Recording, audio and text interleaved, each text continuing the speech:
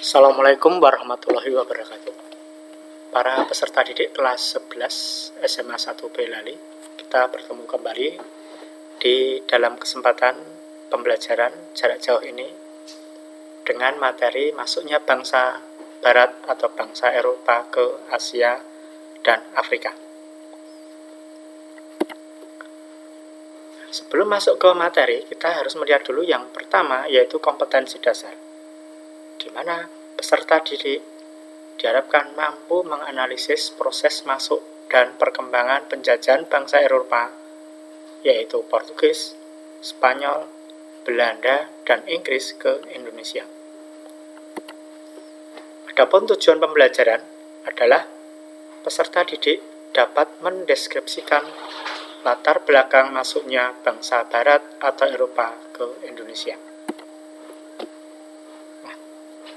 Kita pada pertemuan ini, materi pokok meliputi latar belakang masuknya bangsa Eropa ke Indonesia.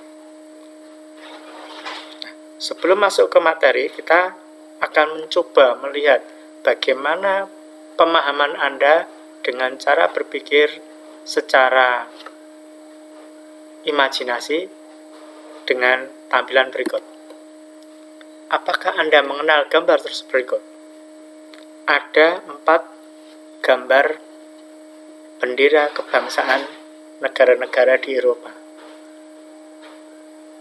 Ada di antaranya yang sudah Anda kenal, ada yang belum, ada yang mungkin samar-samar. Silakan daya imajinasi Anda gunakan. Kalau belum jelas, silakan bisa buka di internet. Setelah cukup, mari kita melihat bagaimana latar belakang masuknya bangsa Eropa ke Indonesia. Yang pertama yaitu semangat penaklukan atau Reconquista. Reconquista merupakan semangat bangsa Eropa untuk memerangi kekuasaan Islam di seluruh dunia.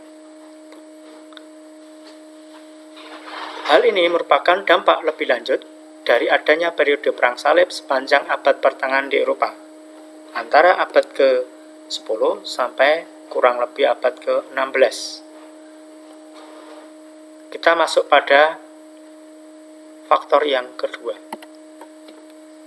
Jatuhnya Konstantinopel, yaitu ibu kota Romawi Timur pada saat itu, ke tangan dinasti Turki Utsmaniyah atau Turki Utsman, di bawah kekuasaan Sultan Muhammad II pada tahun 1453. Dari jatuhnya Kekaisaran Romawi Timur ke tangan Turki, pada tanggal 29 Mei 1453 merupakan peristiwa penting, yaitu peristiwa yang menandai berakhirnya abad pertengahan di Eropa. Nah, oleh Turki, kota Konstantinopel itu diubah menjadi kota Istanbul. Pergantian kekuasaan dari Kekaisaran Romawi Timur kepada Kesultanan Utsmaniyah ini menyebabkan jalur perdagangan antara Eropa dan Asia Barat di kawasan Laut Tengah terputus. Yang jadi pertanyaan, mengapa demikian? Silakan Anda bisa browsing di internet atau nanti bisa membaca buku yang kami cantumkan pada bagian akhir dari proses pembelajaran ini. Kita masuk faktor yang ketiga, yaitu munculnya rasa ingin tahu terhadap keadaan dunia timur atau jiwa avanturir. Bangsa Eropa yang nanti dirintis atau diawali oleh Portugis dan Spanyol memiliki rasa ingin tahu mengenai kehidupan masyarakat daerah lain di luar Eropa pada saat itu. Sehingga hal ini mendorong mereka untuk berpetualang dengan berlayar ke Asia dan Afrika. Masing-masing akan menggunakan rute yang berbeda. Portugis itu dari kawasan Eropa menuju ke arah timur, sementara Spanyol dari kawasan Eropa nanti dia akan berlayar ke arah barat. Kita masuk pada faktor yang keempat, yaitu keinginan mendapatkan rempah-rempah. Bahan rempah-rempah merupakan satu komoditas yang cukup menarik selama berabad-abad, bahkan sejak masa sebelum Masehi. Rempah-rempah terutama di kawasan Mesir, di kawasan Eropa sangat dibutuhkan. Kalau di Eropa jelas pada waktu musim dingin.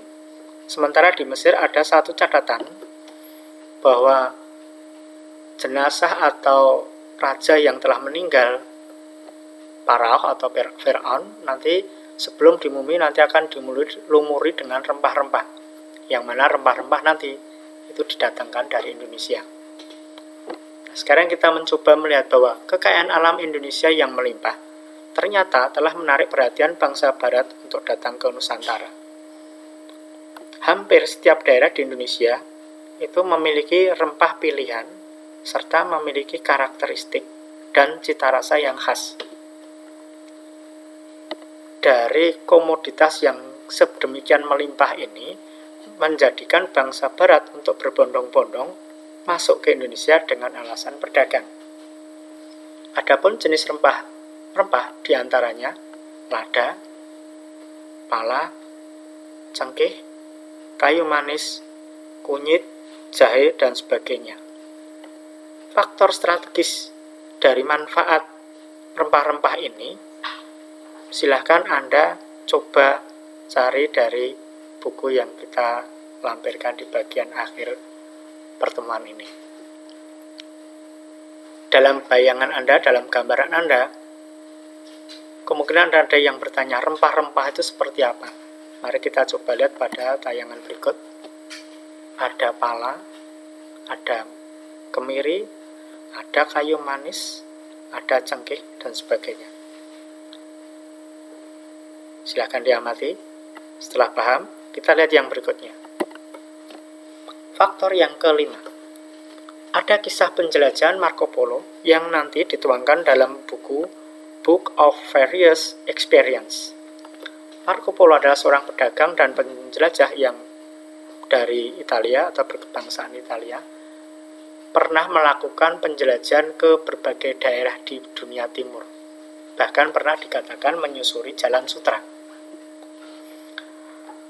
Dalam satu kesempatan, dia pernah mencatatkan satu kisah yang sangat menarik dan aneh dalam tanda petik bagi orang Eropa pada saat itu, di mana Marco Polo pernah pergi ke Tiongkok pada masa kekuasaan dinasti Mongol yang terkenal dengan rajanya Genghis Khan.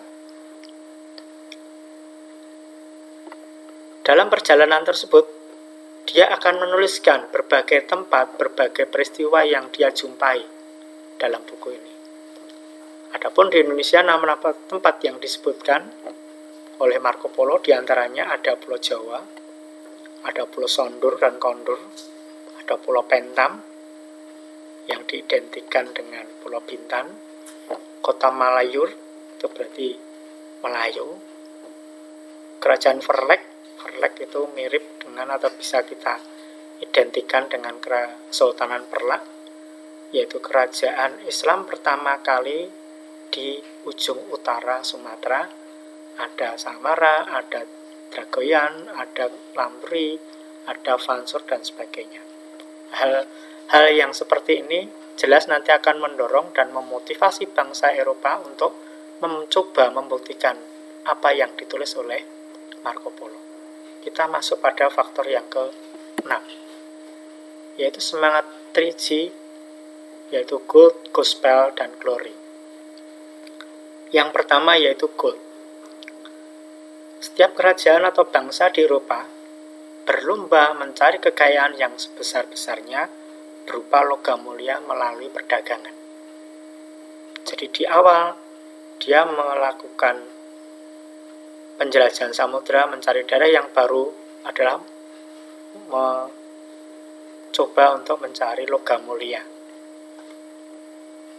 Dan yang kedua yaitu gospel, bahwa bangsa Eropa memiliki semangat untuk menyebarkan agama Nasrani ke daerah lain. Dan yang ketiga yaitu glory. Setiap kerajaan berusaha mencari kejayaan, kemuliaan, dan keharuman nama negara atau kerajaannya melalui aktivitas penjelajahan samudra untuk menemukan daerah baru di luar Eropa. Daerah baru yang dia temukan, maka dianggap jadi miliknya. Maka ini yang nanti dianggap itu membawa kejayaan bagi mereka. Kita masuk pada faktor yang ketujuh, yaitu munculnya perkembangan ilmu pengetahuan dan pelayaran. Hal ini diawali oleh berkembangnya Renaissance dan humanisme di Eropa yang semula diawali di daerah Italia. Berkembangnya Renaissance dan humanisme membuka lembaran baru dalam sejarah peradaban Eropa, di mana mengakhiri zaman kegelapan atau abad pertengahan dan memasuki zaman Eropa modern hingga saat ini.